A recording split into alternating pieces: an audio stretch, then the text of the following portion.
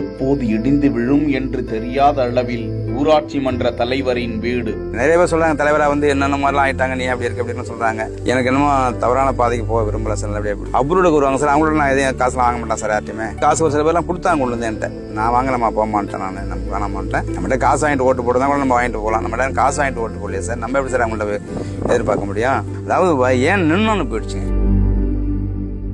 அரசு நிதியில் ஒரு டீ கூட குடிக்காத நேர்மையான ஊராட்சி மன்ற தலைவர் வறுமையில் வாடும் பரிதாபம். பஞ்சாயத்து காசுல ₹1 திங்கலங்க. கஷ்டம் 1000 கஷ்டம் இருந்தாலும் சரிதான், நேர்மையா தான் இருக்கணும்ட்டாங்க. 1 கிலோ அரிசி வாங்கிட்டு வரல, 1 லிட்டர் பெட்ரோல் போடல, ஒரு டீ குடிக்கல. பஞ்சாயத்து காசுல ₹1 ஒரு கையெழுத்து கூட ₹1 வாங்க மாட்டேன்.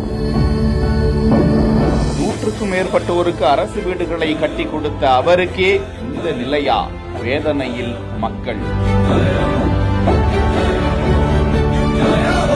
காமராஜர் கக்கன் வரிசையில் நேர்மையோடு செயல்பட்டு வாழ்க்கையில் நீதி நேர்மைதான் முக்கியம் என வாழ்ந்து வந்ததாக பெயர் எடுத்திருப்பவர் அரியலூர் மாவட்டம் தலையாரி குடிக்காடு கிராமத்தை சேர்ந்த 76 வயதான தர்மராஜ். பெயர் மட்டும் அவருக்கு தர்மராஜ் கிடையாது, அவரது செயலிலும் அவர் தர்மராஜாதான். தேர்தலில் செலவு செய்ய முடியாமல் 4 முறை அந்த ஊராட்சியில் போட்டியிட்டு தோல்வியடைந்த அவரை இவர் ஊராட்சி தலைவரானால் பல மாற்றங்கள் நிகழும் என மக்கள் 5ஆம் முறையாக போட்டியிட்ட அவரை ஊராட்சி தலைவராக தேர்வு செய்தனர். அந்த ஊராட்சிக்குட்பட்ட தலையாரி குடிக்காடு, கடுகூர், அயனாத்தூர், கோப்பிலியன் குடிகாடு, கடுகூர், பொய்யூர், பூமுடையான்பட்டி, நுரையூர் உள்ளிட்ட 7 கிராமங்களை உள்ளடக்கிய கடுகூர் ஊராட்சியில் அவர் எண்ணற்ற பல திட்டங்களை நிறைவேற்றினாராம். ஆனாலும் அந்த ஊராட்சி மன்ற தலைவர் தர்மராஜா தனது குடும்பத்தின் வயிற்று பிழைப்புக்கு மனைவியோடு சேர்ந்து ஆடு மேய்த்து அதன் மூலம் கிடைக்கும் வருமானத்தின் மூலம்தான்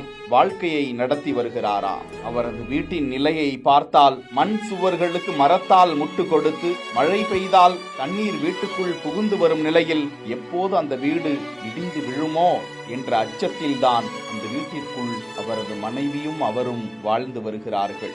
தனது பதவி காலத்தில் அப்பகுதியில் 100க்கும் மேற்பட்டோருக்கு கலைஞர் வீடு கட்டும் திட்டம், பாரத பிரதமர் வீடு கட்டும் திட்டத்தின் கீழ் வீடுகளை வழங்கிய அவருக்கு தற்போது வீடு கட்டுவதற்கு வசதி இல்லாமல் இருக்கிறது.